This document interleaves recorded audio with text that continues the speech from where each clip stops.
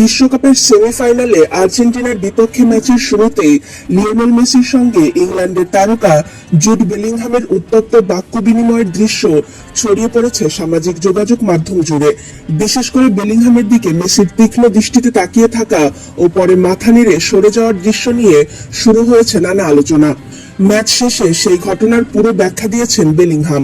তার দাবি, বিষয়টি ছিল কেবল একটি ফাউল নিয়ে তর্ক।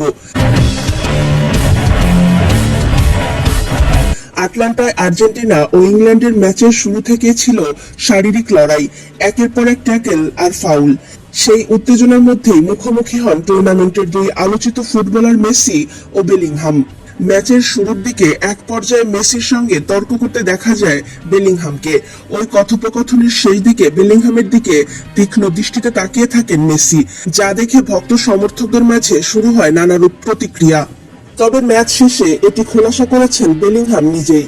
আসলে আমরা একটি ফাউল নিয়ে কথা বলছিলাম, এর বাইরে কিছুই নয়। আমি জানি সবাই এটাকে বড় কিছু বানানোর চেষ্টা করবে, কিন্তু সত্যি বলতে এখানে বিশেষ কিছু ঘটেনি। আমি তখন বলছিলাম একটু আগে আমার উপর ফাউল হয়েছিল। তখন মেসি বলল, তাহলে আমার উপর হওয়া ফাউলের কি হবে? আমি শুধু বলেছিলাম তুমি তো যথেষ্ট শক্তিশালী, এটা সামলে নিতে পারবে, ব্যাস এতটুকুই। তবে মাঠের উত্তেজনা ম্যাচের শেষ পর্যন্ত ধরে রাখতে পারেননি ইংল্যান্ড। 55 মিনিটে অ্যান্থনি গর্ডনের গোলে এগিয়ে যায় তারা।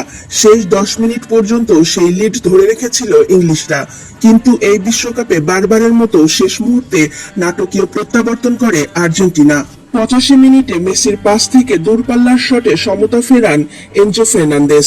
যোগ করা সময়ের দ্বিতীয় মিনিটে মেসির ভাসিয়ে দেওয়া ক্রস থেকে হেডে জয়সূচক গোল করেন বদলি ফরওয়ার্ড লাউতারো মার্তিনেজ। 2-1 ব্যবধানে জিতে টানা আরেকটি বিশ্বকাপ ফাইনালে জায়গা করে নেয় বর্তমান চ্যাম্পিয়নরা।